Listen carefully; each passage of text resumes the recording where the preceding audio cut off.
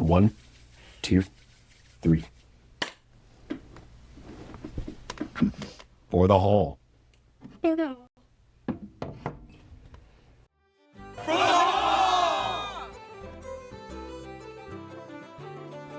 we are. Here we are. We're the Hall of For Heroes. the hall.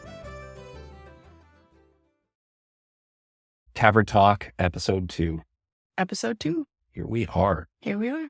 We left off the last one talking about just the overview of how the hall came to be. And that was a lot of fun, just diving back and getting a chance to be a little nostalgic about things.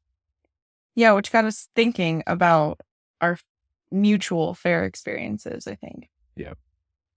Especially since you have been going to Faire for so little amount of time compared to myself. Sure.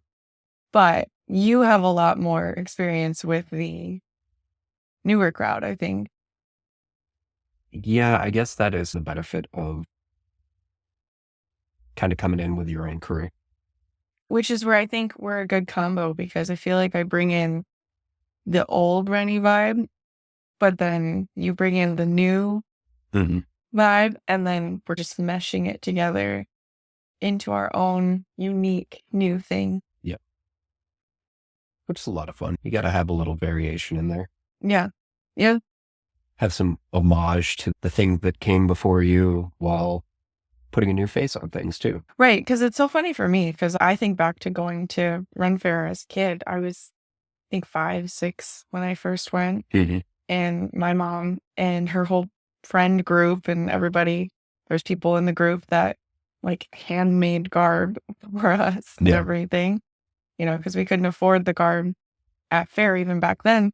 But back then it's so funny because it was so much smaller and it was so much more limited. Like I think of the food and everybody's all about. Yeah, you were saying back when you were a kid, it was just like soup and a Red Bull. Yeah, that's it. That's it. Wow. Like the coffee shop is so new to me still, and I love it. I love all the coffee shops. That's been our first stop every day. Every single time. But those weren't there before. Like I specifically remember huddling in the hut that is now the coffee shop that's right in. So Michigan Renaissance Fair is what I'm talking about too. So I was born and raised going to that fair, and that little shop in the front. I don't know, maybe it did have coffee and I just didn't realize it as a kid, but like we all used to just get hot chocolate from there. Because I specifically remember when Faire used to go into October, it was very cold, almost snowing one time when we were all huddled in that little shop getting hot chocolate. Because it was the only place on the entire fairgrounds that sold anything remotely warm. And now it's like the seasons have moved forward a month. Yeah. And going into October and it's still in the 80s. Like it's been ridiculously warm. Oh yeah, it's always warm. I really do punish myself. I'm a glutton for punishment with the amount of black leather I choose to wear for. Yeah, I don't know how you end up in that leather for 8 hours straight and you don't sit at all while we're there. I think that has a lot to do with when we started doing Hall of Heroes at the various bars that I was working at. Yeah. I'd be behind the bar wearing my black leather for an entire 8 to 10 hour shift. Yeah. And you said at that point you were doing it for what, 3-4 nights a week? Towards the end there, yeah. But also that's when I let my age get the better of me. And I switched to some lighter garb, like that whole vest gambeson I've got and a few other lighter attires. I can just not sweat myself to death in. We can't only wear the same thing so many times, too. I think I've learned that with how often we start going to Faire. That's why I have 2 variations of the same black leather. But it's different. It's slightly different on each one. Yeah. They're pretty much the same, but varied. Yeah. So, you went to Faire since you were 6, you said? That's crazy. I'm definitely a noob here. It's why it's so fun for me to bring the boys to Faire too. It's because it just makes me think of when I went to Faire when I was a kid, and I have so many good memories of just running around, getting to run around all the different merchant shops. Because at one point we knew a bunch of people there that sold merch there and everything too. So I could quite literally just go wander around, and it was no big deal. And it wasn't as big as in it's pretty big now than it used to be, which I'm happy to see. But there's been a lot of changes since then. And there is the whole, it used to be more historically accurate. Somewhat, because there was always the fairies and the gypsies and all of that. So I don't know how historically accurate all of that is, but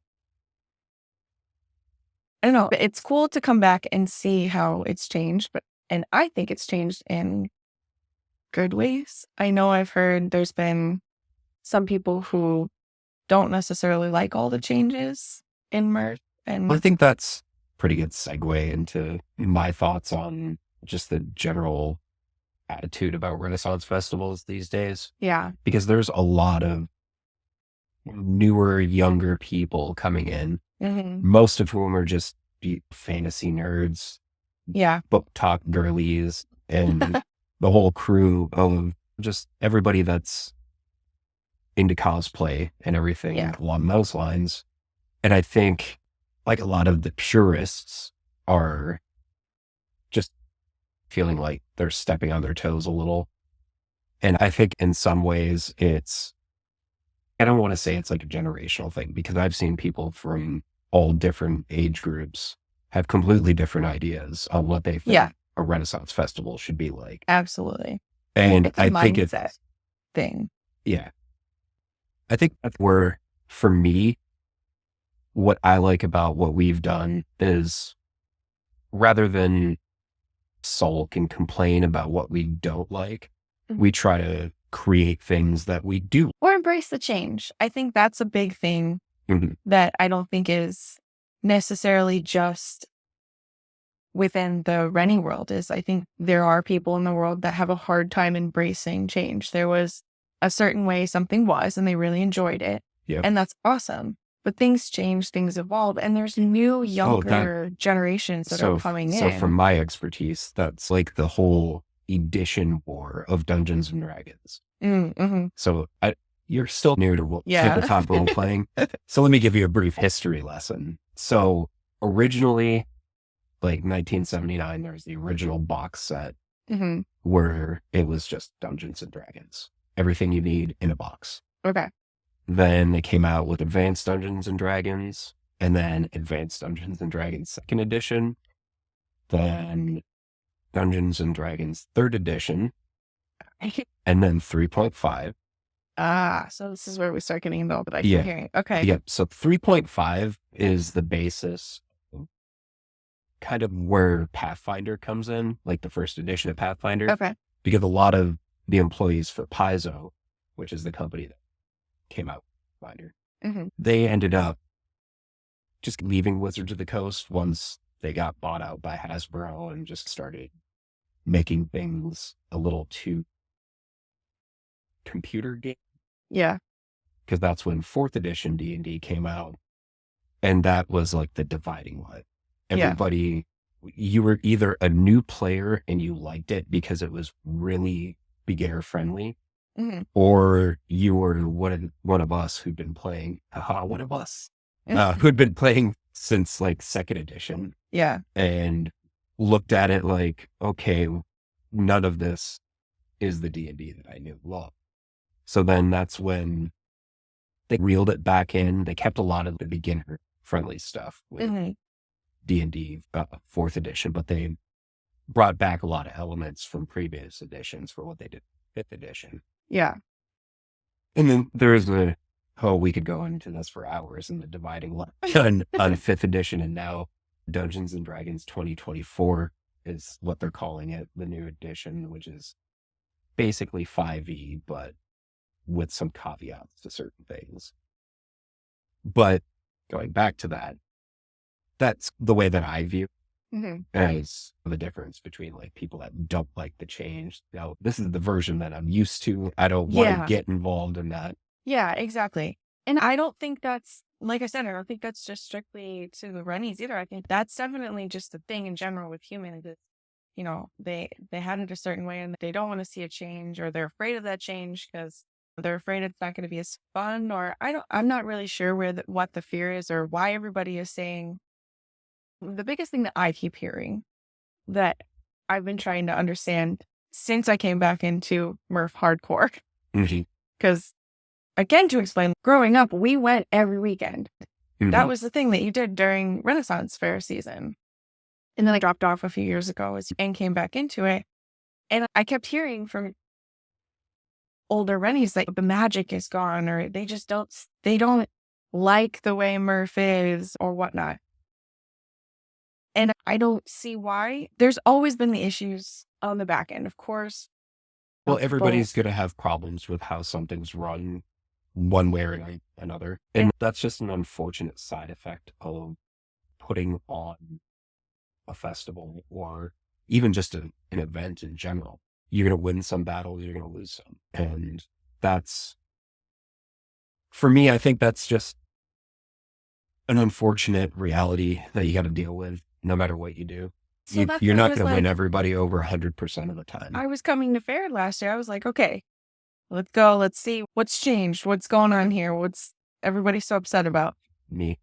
Yeah. I changed a lot of things. I don't see anything bad.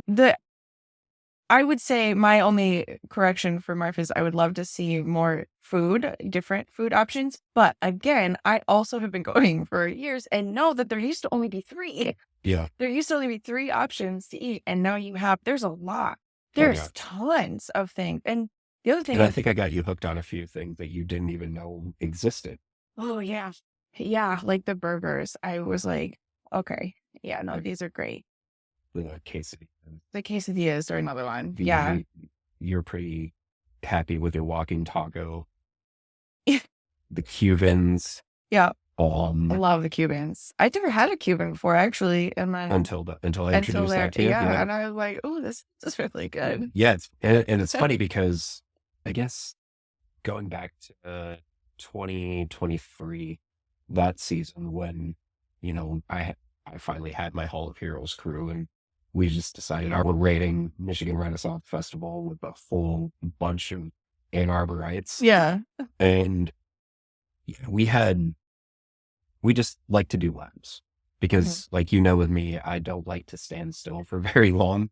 No. So we would just split into our little groups and one would go in this direction, one would go in that direction, one would go over here. And then we'd all just meet back up on the other side of the fair and then swap back around and go back to the beginning point. And I remember, one day around lunchtime or so, everybody was like, okay, all the lines are ridiculous. And so I'm standing over by where the Cuban stand is.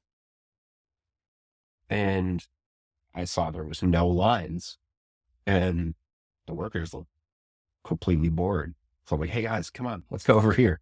We go and we get it. And next thing you know, that was our lunch spot for the rest of the season. Nice. Because we knew, all right, this is going to be a good spot for us to go.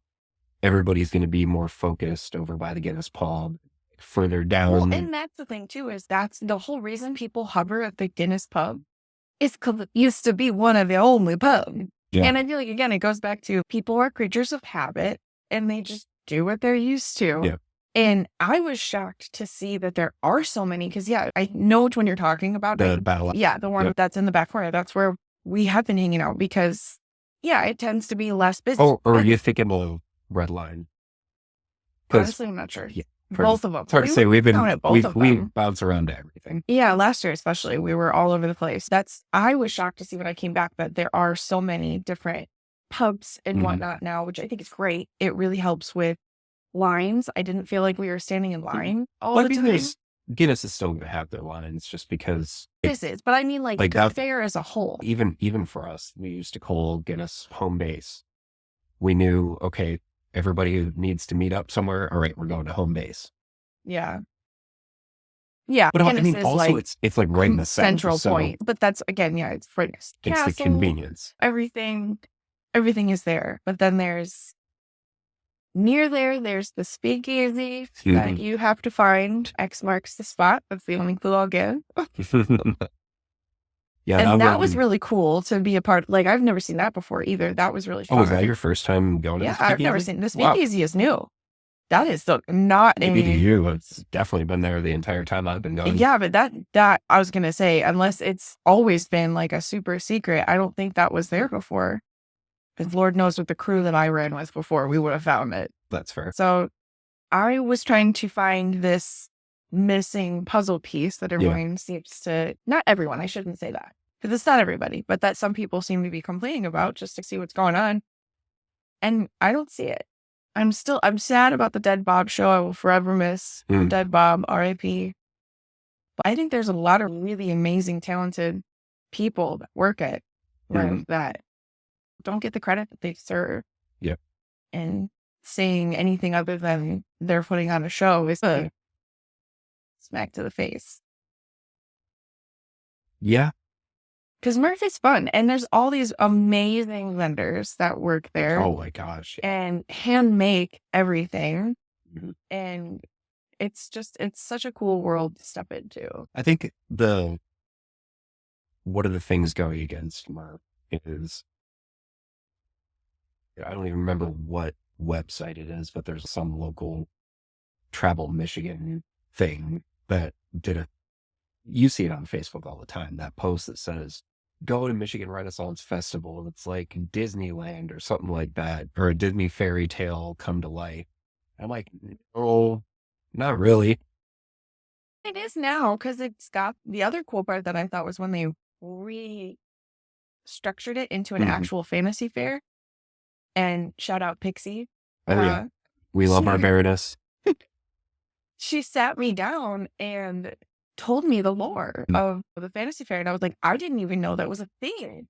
Yeah. And it was really cool to hear the story that they've developed with all of that and all the characters that go into that. Yeah. And, the king and queen and everything too. I honestly didn't know that there was lore for it either until she was filling you in, and then I got a little bit of the Cliff Notes. And it's pretty cool. So it is, going back to what you're saying, it is like a fairy tale. But I think that's almost what some people have a problem with, because some people viewed it as it was an authentic Renaissance fair before, which, let's be honest, it wasn't completely authentic. But and the thing is, these days, with the advancements in social media, the widespread reach of you have to go with the times. Fantasy makeup tutorials and mostly the Viking makeup tutorials. Like, I can't scroll through Instagram without seeing 10 different girls doing their Viking makeup, which is you see it on mine too. everywhere. And where a lot of it has leaned towards now is it's become cool for the younger generation. Fantasy is becoming popular. That is, and same with role play games. I mean, with all the online streamers that have been doing their live sessions, and even a few that play at different game conventions and stuff. Yeah. It's definitely become more popular to be nerdy in that regard. It's been a slow evolution, I think, for decades now. And now it's finally just coming to this fruition between technology evolving enough to where we can all be more connected. Yep. You can give your message to the world, but also people that are looking for that message can find you much easier. But yeah, I guess what I want to know is, what was the early years of Renaissance Festival for Itty Bitty Baby Robin? Honestly, that's what I'm saying. And if energetically it feels the same, I think memory-wise, there was a lot less there. I've told you, the whole... Well, the size of it, just in general, I feel like they've expanded the grounds a lot from what I've heard. But also I know that there's limitations for how far they can go because they're surrounded by a swamp. Right. So the whole back corner where I think you guys Area all 51. Area 51 now. I mean, that's new to me, because I'm like, that wasn't Area 51 before. That was where everybody camped. But then they ended up switching to the campgrounds, which everybody camps at, and did for a long time. I think the other thing is there's a lot more stages than there ever used to be. There used to be 3-4 stages, if that you could go to and go around to. The Dead Bob stage was one, the one right in the front. forget what that one's called. I'd say all of that though has pretty much stayed the same structurally. That's been the other cool part. Is the only thing that I remember different is I swear there was a bigger playground when we were young, and it was this whole big. But also, you were small. You were young. No, it was like a castle that they used to have. It was like one of those wooden play structures that they don't let kids play on anymore. Oh yeah, that's a whole. They might have taken it down because of that. Yeah, because playgrounds in general have changed a lot since I was a kid. Yeah. Either that or I'm just not remembering correctly. But I swear there was like a big playground, and things changed, things evolved. One of my old mom's friends used to run the ferries. There used to be the ferries, and the kids would come in and you could hang out with ferries. I didn't see them last year. I don't know if they're still there or not. That's where the pizza is now. So I don't know if that changed. That little pizza. Yeah. Oh yeah. The Stonefire pizza. The tent, that is new to me. Like Stonefire pizza is amazing.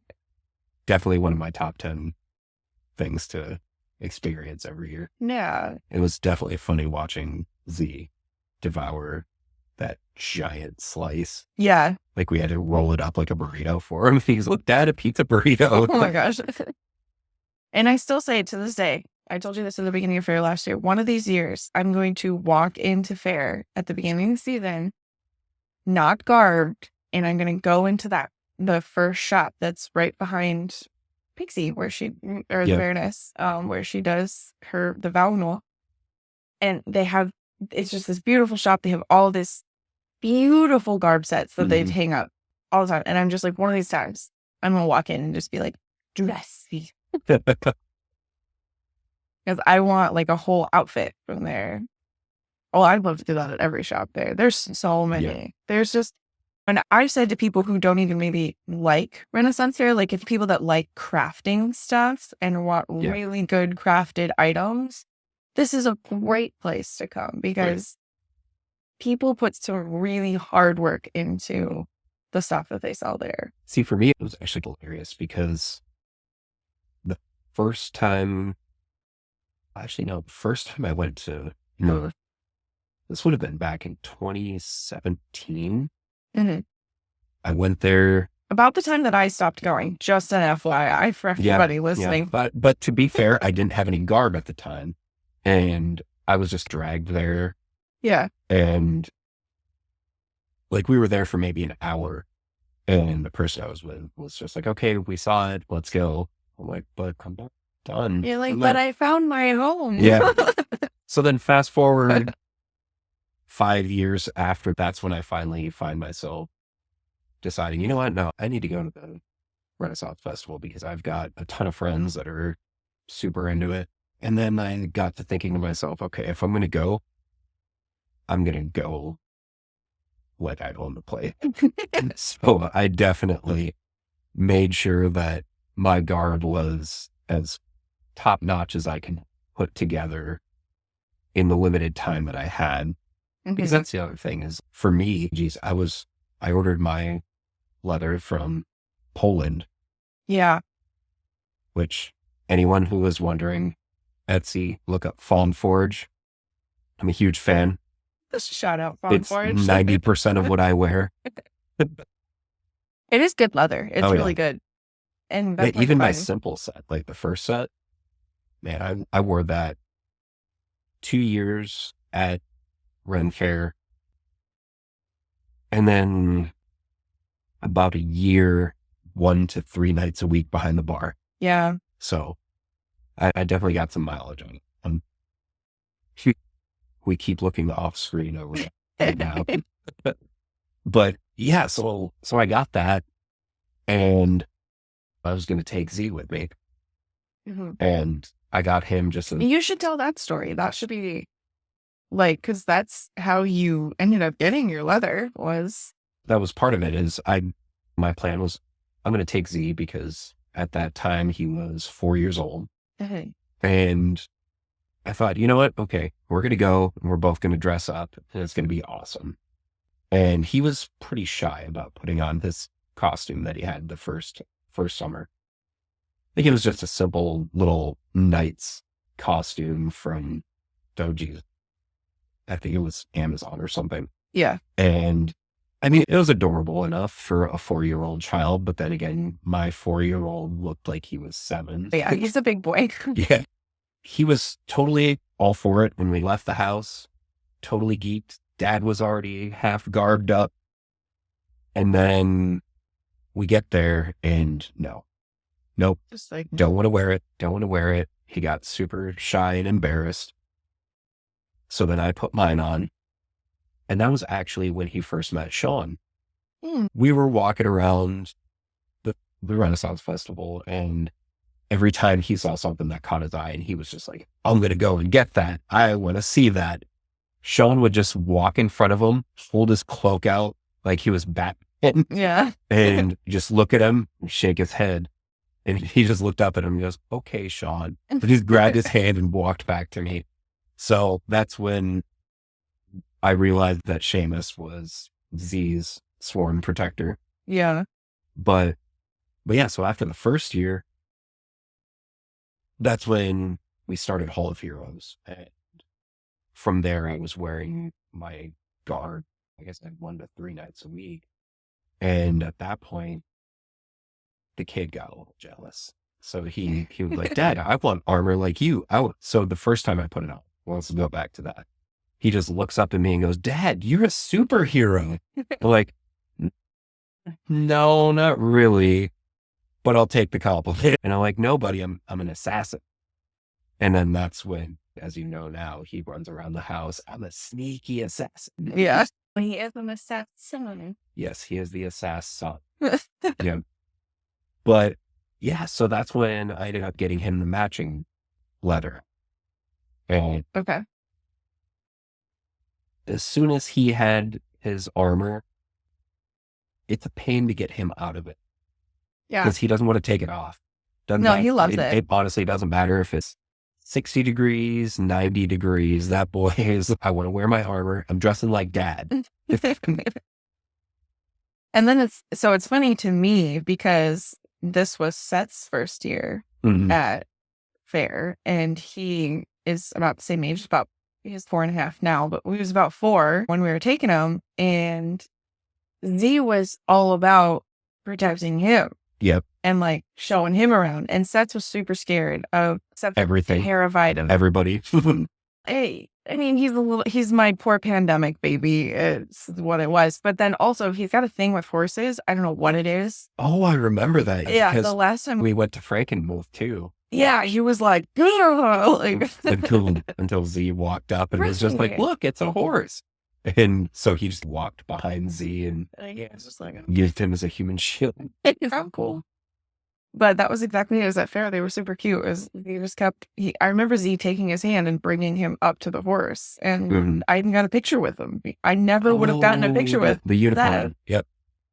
Oh, this time it was Pegasus. Oh, that's right. Yep. And the unicorn was the first time I took him to Faire. But that was a few years back. So that's kind of where I don't agree with all the negativity towards Renaissance Festival. Because to me, anyone that says the magic is gone doesn't see the look in those boys' eyes, because that's where the magic is. Yeah. Well, I don't see that the magic, even as an adult, I don't see that the magic is gone. There's plenty of things to do and to see, and plenty of shops to walk around at. Plenty of assassins to poison you. Yeah. The guilds are all there. The Wenches Guild does a ton of stuff around the fair itself. And there's a lot of community, I think, there. And it still has the same vibrant energy that I always enjoyed. To me, Faire has always been home. I've always gotten excited for Faire season. I'm like, hell yeah, it's time. Oh yeah, we get to go. Oh geez, it used to be a morning ritual for me and Ruben, especially, because when he would come over like 6, 7 in the morning, be like, all right, let's get ready, let's go. Could be like a 45-minute drive to get out there. That's the other thing, right? Everyone was complaining about it opening up earlier. At what, like 9? I think it opens up now. It's open from 9 to 7. Yep. That is old hours. It used to be open from 9 to, I think, 4 was the latest it was open before. Because I remember being forced to get up at 4:00 in the morning on fair days because we had to go, because one, getting everybody in their friggin' corsets takes an hour and a half alone. And then you got to get everybody into the car. And then we, at some point, always end up at Meijer or Kroger or something all garbed up, which is wild because the normies are like, whoa, what are you doing? Yeah. Now what's funny is fairs become more known. So there are, I'll go out places and they're like, oh, you're going to Renaissance Festival, right? I'm just like, oh, you don't just think I'm a wild weirdo anymore. And especially for, oh geez, for all the things we did in Ann Arbor with Hall of Heroes. Now, if I go out in public and I'm not wearing my armor, people think something's wrong. Yeah. That or they just don't even recognize me, which is hilarious to me. Mm-hmm. Yeah, but we had to get up super early because it was like getting everybody up really early, getting the fair on time, because we always got there right at 8 or 9 o'clock for cam in the morning.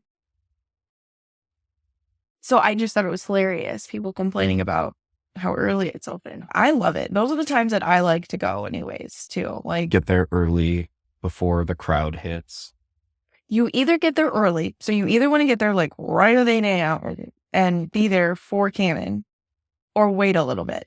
Because it's open till 7. You could get there at 1, 2 o'clock and still have a great time for 5 hours and enjoy your, what is it, $20. Even if you don't buy we buy season passes, but if you don't buy a season pass, just go for 5 hours and you're going to have a blast. You're going to have a lot of fun. But you'll avoid that. It's like from that 11 to 2 period that you're going to have a lot of crowd. Yeah. Especially the last few weekends. Because I think my favorite time of fair season is definitely like the first 3 weeks. Yeah. Yeah, it is. Yeah, because it's less crowded in the beginning. Because everybody knows that they have until the end of fair season. And then it's like the last 2 weekends come up and everyone's, oh my God, I'm going to go to the Ren Fair. Yep. Last minute. Procrastination. Mm-hmm. So then it's just, it can get congested. But that's with any fair though, right? But also the trick is just knowing where everything is. Right. Because there's always somewhere you can go to escape the crowd if you want. Mm-hmm. Yeah, and again, that's where I say I think that they've done a great job of expanding things and accommodating for that and whatnot. And you can tell that I think there has been a new management, new ownership, new something that has been putting care into it, I think. The parking situation is way better with the parking attendants. Oh, I agree. Oh my God. The first year I went, it was a complete nightmare when they didn't have the parking company. Mm-hmm.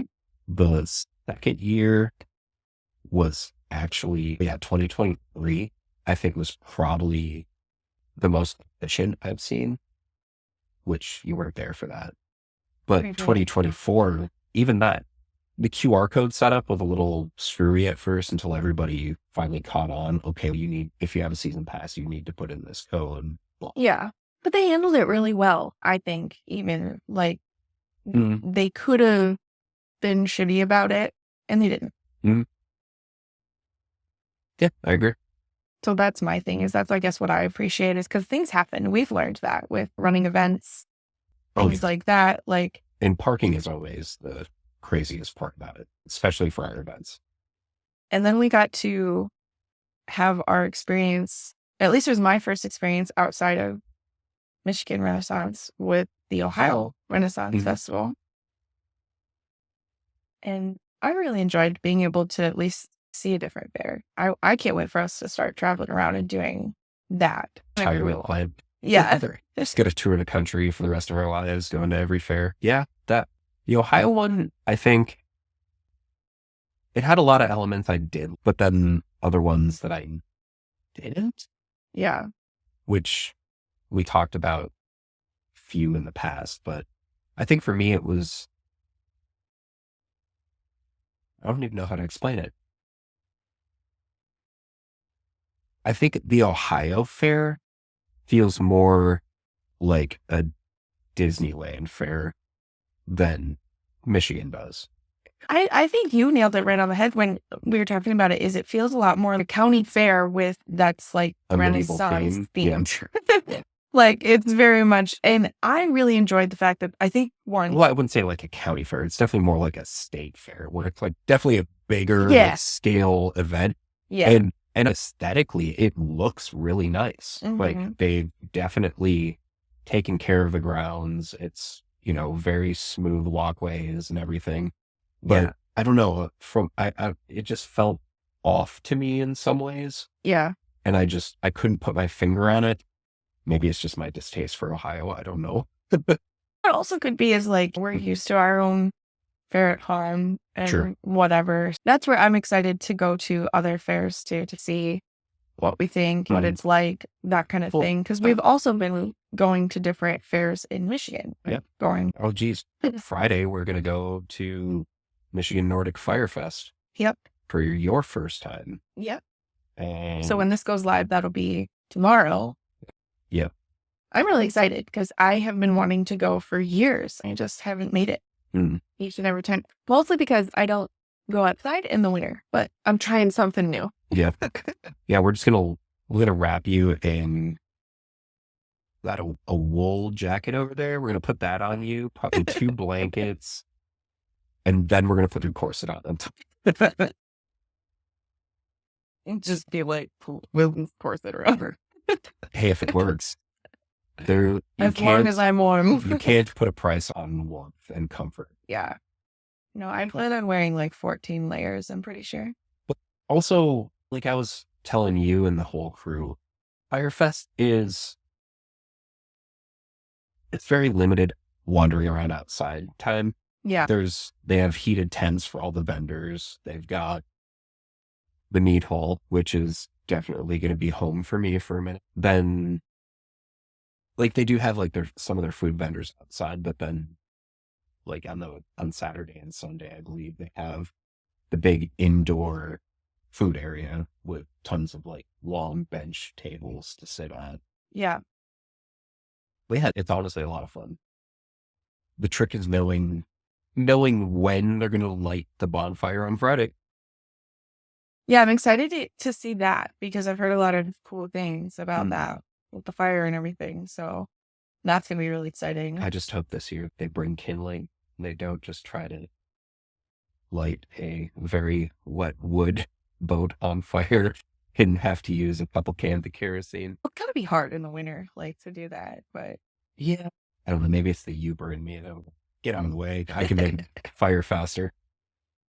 I was raised in the woods. Yeah, and the other one that I thought was really cool that I had never been to before that we went to last year was Enchanted Forest. Yep. That one was really fun. I really enjoyed that. I love Frankenmuth in general. That's where Got Kilt is. That's there at Murph every year. I've gotten several kilts from there. Well, Enchanted's in Vassar, which is just... It's close. Yeah. It's close. You basically, instead of... Because this is how I tell direction is by landmarks. Is instead of turning left at the antique store, you go straight. Yep. And if you see a weird bush with eyes, you're going the right way. Oh, yeah. The googly eyes. Oh, my God. That cracked me up so hard the first time I saw that. And I'm like, all right, just wait for it. And you're like, what are you talking about? I'm like, and there it is. I was just like, what? What is like, that? Is that bush smiling at me? What is happening right now? It was a wild ride. Yeah. But no, Enchanted was really cool. I really liked it because it was summer, but it was in the woods. It was in the woods. So that's the best way that I describe it to everybody is you get out there and it's July and it's hot. Yeah. Like it's 80, 90 plus. But when you're in the parking lot, soon as you cross that threshold into the gates and you are inside the tree line, just immediate 10 to 15 degree drop in temperature. Right. And what's crazy is this last year, like I told you, the canopy got more dense than it was in 2023. Yeah. So there was way more shade, even cooler than it was the year before. Yeah, it was so warm out and we were so comfortable. And we were drinking too, which makes you extra hot. Oh, yeah. But. Oh, the mead. all your fault, Phil. It's really good mead though. It is. No, but I really enjoyed that because, like I said, I only really went to Murph, and so I didn't even know these other fairs. I only recently, in the last couple of years, found out that there were other states and countries that do Renaissance fairs. Oh yeah. And I was like, oh, that's so cool. So You thought it was just a Michigan only thing? Wow. You poor sheltered child. yeah. Yeah, up until it wasn't, I mean, you didn't introduce me to that, but it wasn't until a few years ago that I knew that. Because I decided I wasn't going to go to Murph anymore because of certain individuals that I knew that would go there a lot.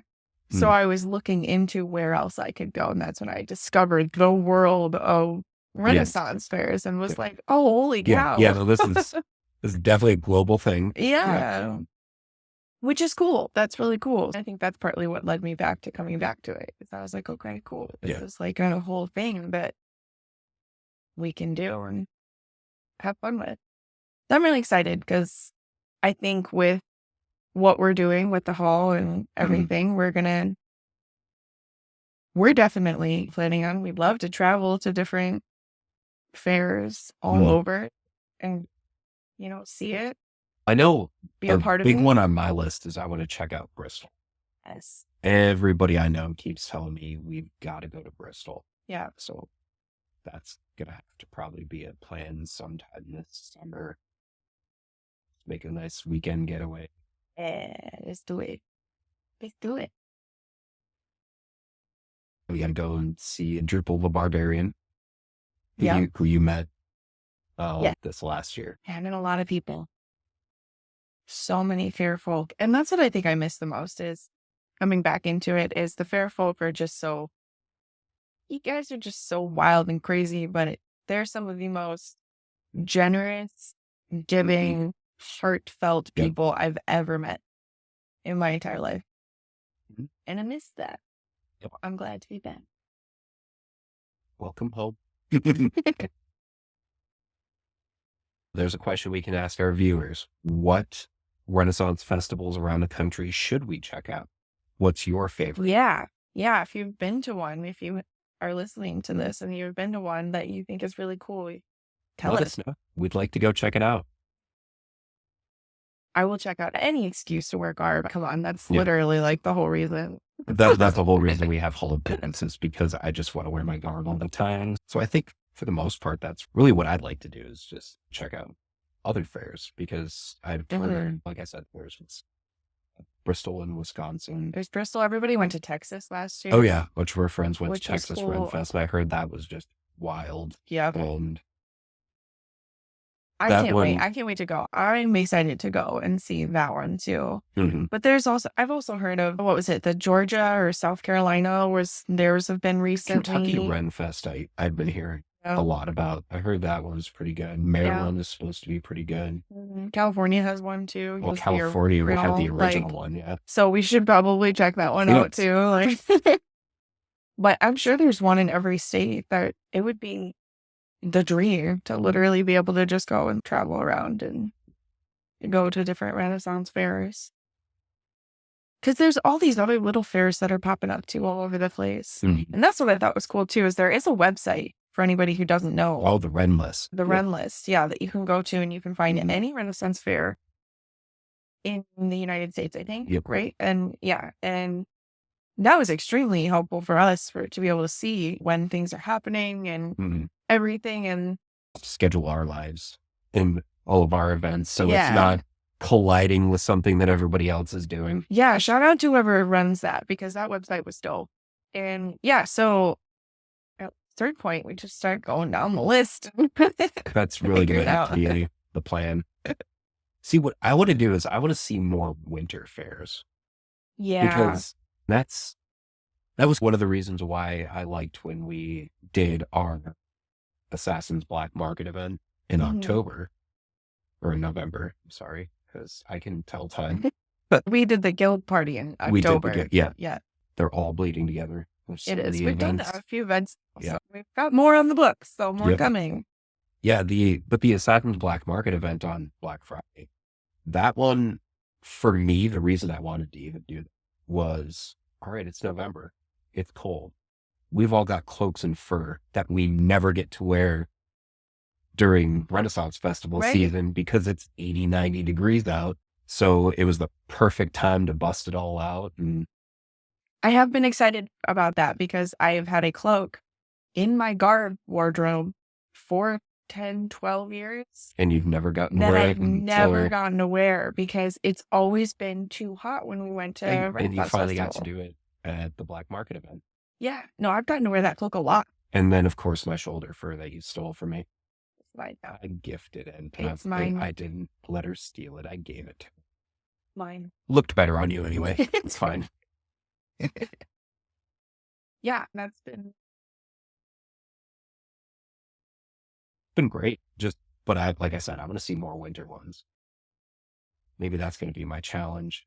I just personally like seeing the different aesthetics that we watched the documentary on Texas and getting to see the way that they not only that showed how it run, but like all the buildings they have and all of that and how different it can be. And that was what was cool about going to Ohio. I feel like the HBO documentary was definitely more cinematic than a documentary. It was a little more reality TV than anything, in my opinion. Yeah, it was a wild documentary. If you want something weird to watch, definitely go watch that one. Yeah. But also that, weirdly enough, everything about it that I feel like they were trying to present to push people away from Renaissance festivals. I'm like, that's wild as hell. That makes me want to go. Right. I want to go see the chaos. I want to see this. Yeah, no, for sure. I did like how it showed the intricacies of running an event, a fair, that kind of thing, because I do think people forget how much work goes into it. It's a full production. It's Yeah. from top to bottom, making sure the cast is doing what they need to do. And people don't realize how many volunteers there are. True. There are so many people that work there that are volunteer workers and don't get paid or get paid very little and they're just there. What is it? All the bars, the money goes to rescue. It's stuff like that. It's good things, but people need to remember that when they step into that whole. Well, in that case, let's just hope we get to see as many people as possible this year. And if you recognize us from these videos or any of our chaos on social media, come say hi. We're totally wanting to meet everybody at Renaissance Festival. Yeah, because we didn't get to it this time, but we can talk about a little bit about the Assassin Guild that we've developed. And so we can talk about that next week. There's a whole lot to discuss on the guild. Yeah, I think there's a lot of background and stuff that we can go over, how we put it together and why and what it does and what we want it to be and everything like that. So stay tuned. Everybody, thanks for joining us on episode 2. And we'll see you next Thursday. What do you think? See you next Thursday. For the Hall. For the one. Be your inner child. Be the biggest geek you want. We love you for it. Please join us. Come and be geeky with us. Come be weird with us. It's fine here.